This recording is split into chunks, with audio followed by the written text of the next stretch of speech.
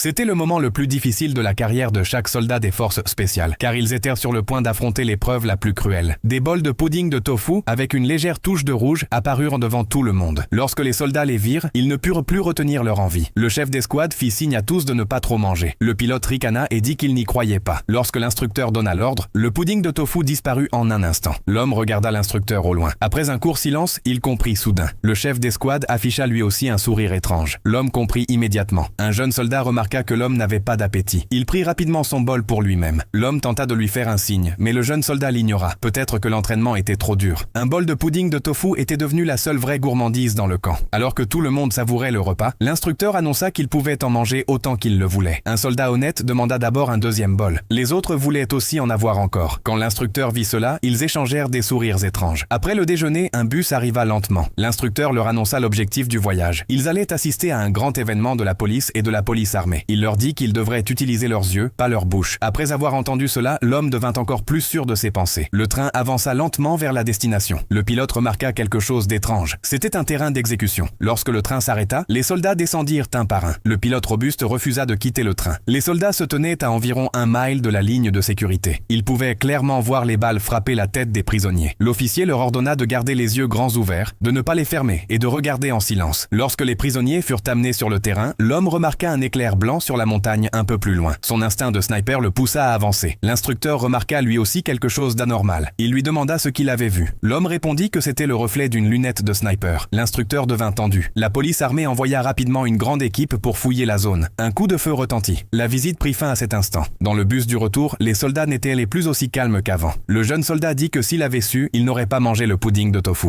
Le pilote dit qu'il ne voulait plus jamais manger de tofu de sa vie. Au moment du dîner, un bol de porc braisé réapparut devant les soldats des forces spéciales. Face au porc braisé posé devant eux, quelle histoire allait se dérouler pour les soldats des forces spéciales?